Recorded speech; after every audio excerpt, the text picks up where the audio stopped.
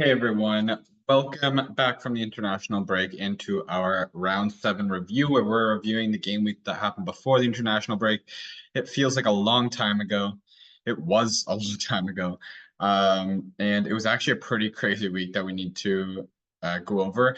A 65-point week, and that was a terrible week for me, which is just says a lot about how the week went, the events that happened with it, because normally you're pretty okay with 65 points, but definitely not for me, as I dropped probably about 500-ish spots this past week, and that is with a player that got a hat trick. So crazy week of Serie the last game week. We'll start out with two very prominent players from the league, Matteo Retegui and Thuram from Inter. Both of them got a hat trick this week, both hat trick heroes. Retegui rewarded those that were selling them based off of a couple appearances off the bench. Didn't play in the midweek for Champions League, so I was confident he was going to start. He did, and he bagged 3 goals. One of them was a penalty, so slightly less fantasy points, but I will definitely take that. Unfortunately, Thuram did the same thing, and I'm sure there are those out there that had both. Maybe we'll see them pop up when we take a look at our leaderboard. But that was somewhat unfortunate there that he also got the hat trick. It was kind of disappointing to see Bellanuova did not get any attacking returns out of the 5 goals Atalanta did score. But we got one of the halves of a clean sheet. I will take that. So those were the hat tricks. Then we had 4 penalty misses, and I owned 3 of them. Teo Hernandez missed a penalty against Fiorentina, and then went on later to get a red card after the final whistle. So not only did he get -3 for missing a penalty, there's -3 for also getting a red card. He even got an assist in this game and still ended up with 0 points. So what a horrible week. I believe he's suspended for 2 matches. So he'll be missing the next 2 for sure, it looks like. Moise Kean also missed a penalty. There were 3 missed penalties in the Fiorentina versus Milan game. Tammy Abraham was the second Milan player to miss a penalty. I'm lucky I didn't own him. But geez, all 3 penalties were misses in that game. Fiorentina did end up winning that game 2-1. Luckily, Pulisic was the Milan goal scorer to make things a little easier. But so many people have Pulisic, it really doesn't make too much of a difference. Lastly, Victor Castellanos and he missed a penalty as well. For Lazio, he did get an assist in the end, which kind of helped things a little bit. But I owned a total of 3 missed penalties out of 4 over the weekend, which in one game week is crazy.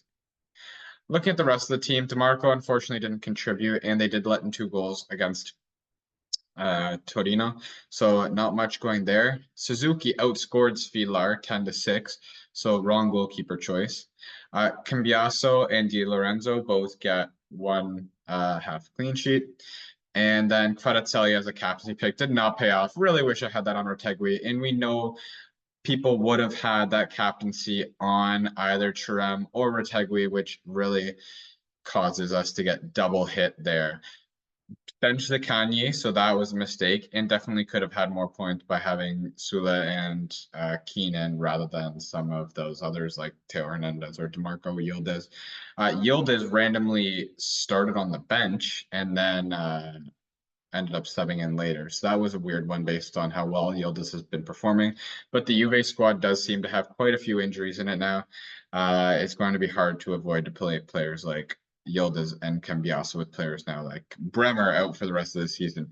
Conceição got a red card in Juve's game after he had just shown some really great starts.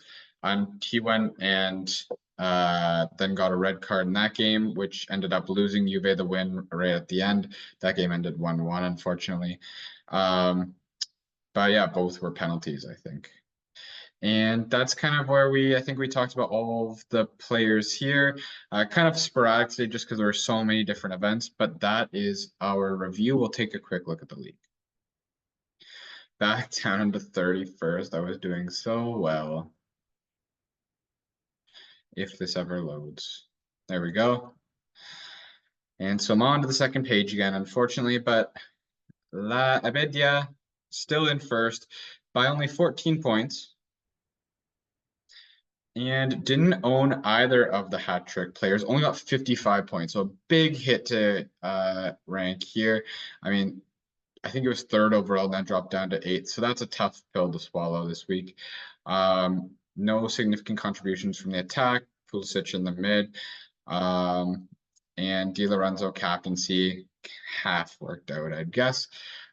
Still, I guess one of the better options that he would have had. The only better ones would have been Tavares or Pulisic. So a tough hit for our leader. Damone Inzaghi had Trem, didn't captain, unfortunately. That must have been a tough one to see.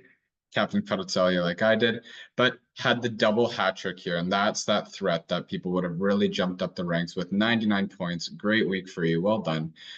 Second in all of Italy. That's pretty cool.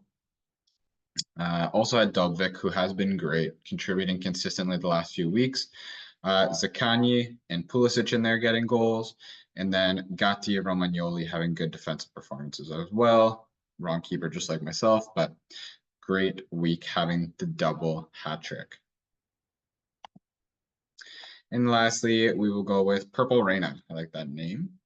And again, the double hat trick, well done. Avoided most of them with the captaincy, though that stings. Did have Suzuki in net, so good job there. Interesting benching of Dobvik. I feel like there are players who that would have played before him. Who did? I guess I forget who Roma played in this match. Was it a tough fixture? Monza. So no, I definitely would have had Dobvik there. So, I mean, I shouldn't be criticizing the fact that someone that had both of those players in, but I think that's an interesting decision to not start Dobvik there in place of someone like Mon, Yildiz, Angelino, something like that. But still a great score of 91, shoots him up the rankings. And that is kind of all we have for this review. A bit of a longer review than normal. If you've liked it, please don't forget to like, subscribe. We'll get our team selection in tomorrow. Hope you enjoyed and take care.